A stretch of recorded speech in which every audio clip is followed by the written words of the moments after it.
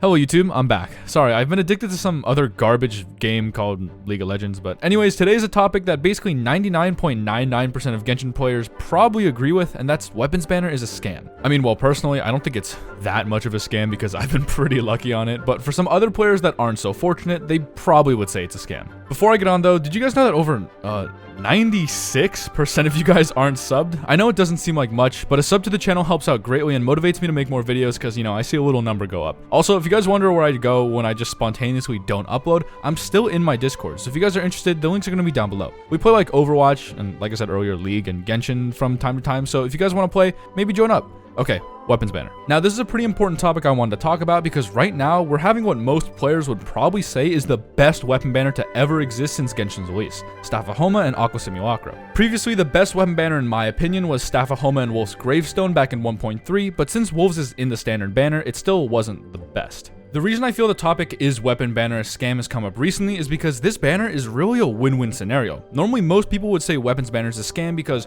one out of the two featured weapons would just be like completely useless for their account. Unlike the character banner, there used to be no guarantee that you would actually get the weapon you want. Now, I'm not going to explain 50/50s fully because I've explained it in so many other videos and it would just take too long, but basically if you lose your 50/50 and happen to get someone like Diluc, for example, instead of Hu Tao, the next 5-star character you get is guaranteed 100% to be Hu Tao. Before version 2.0 of Genshin though, the weapon banner had no kind of guarantee. I mean, take Tectone's Homa summons over a year ago, for example. He got like 6 Wolves Gravestones and like 2 other permanent banner weapons before getting 1 Staff of Homa. Honestly, thank you Tectone, because I'm 90% sure that summon stream was the main reason they added Epitomized Path, which if you don't know, it's basically like guarantee for weapons banner. Like I explained earlier though, for character banner, it's a 50/50 chance, but it's not exactly the same for weapons. When it comes to weapons banner, you have a 75% chance to get either one of the featured ones, and a 25% chance to get any of the 10 permanent banner weapons. If you happen to say win and get one of the featured ones on the banner, there's another 50% chance. So it's more like a 37.5% chance on either featured weapon,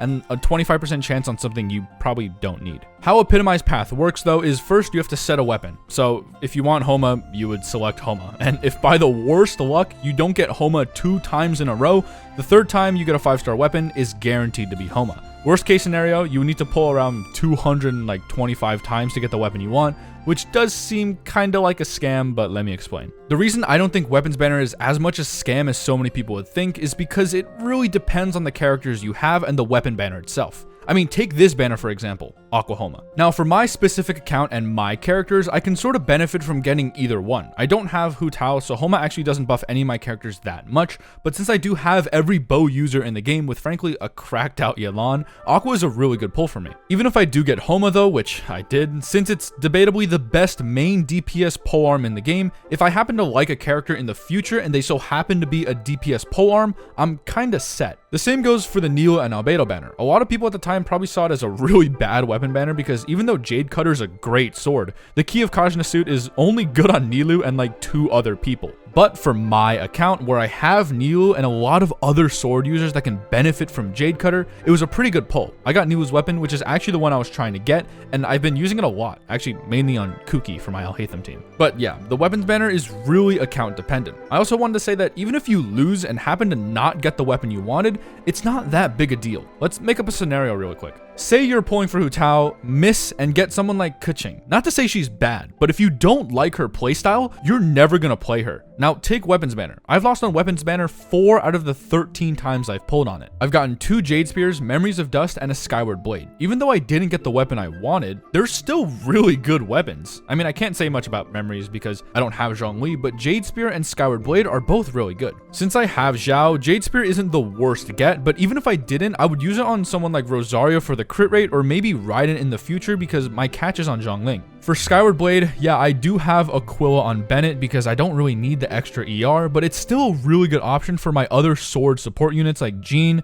Layla, or maybe even Kaya. In my opinion, Favonia's sword is a better option for a support, but I don't have an unlimited amount of Fav swords to give out, and I hate just swapping the weapon every single time to use the character, so having Skyward Blade leveled up comes in handy. Now, on the other side of things, weapons banner is a scam too. If you're free to play, Welkin, or a Battle Pass player and are deciding on whether to pull on any sort of weapon banner, I would say maybe hold off. If you want to pull in order to increase like your main DPS's damage, a lot of, if not every DPS character in the game can run a 4-star weapon and still deal a shit ton of damage. I mean, take Scar for example. Widsith with the right buff actually outperforms his dedicated weapon. Granted, my Widsith is R5, but given enough time, you can get an R5 Widsith. I mean, maybe I'm extremely lucky because I already had an R5 Widsith before I even started pulling on Weapons Banner, but it just goes to show you don't need their dedicated weapon. Some other examples is also like Raiden with Catch, Hu Tao with Dragon's Bane, and maybe even like Ayaka with Amanoma. Also, say you got Hu Tao during her last banner in November of 2021 and saved up like 150 wishes to get Homa. If you lose both times,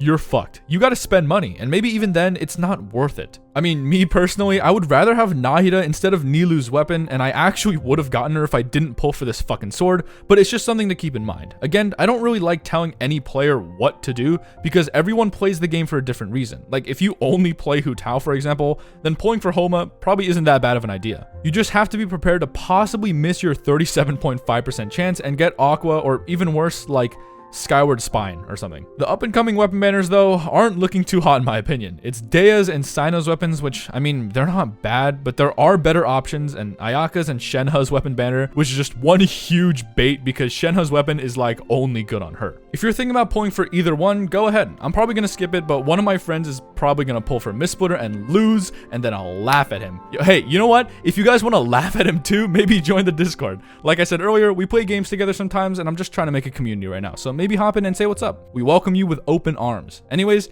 that's about it. If you enjoyed the video, a like and maybe a sub would be greatly appreciated. I also stream on Twitch sometimes, which I gotta start doing more of, but if you're interested in my live streams, then the links are gonna be down below as well. Alright, video done. I'm gonna go back to the spiral abyss that is League, and we'll probably be trapped there for another whole last month, so yeah, see you guys later.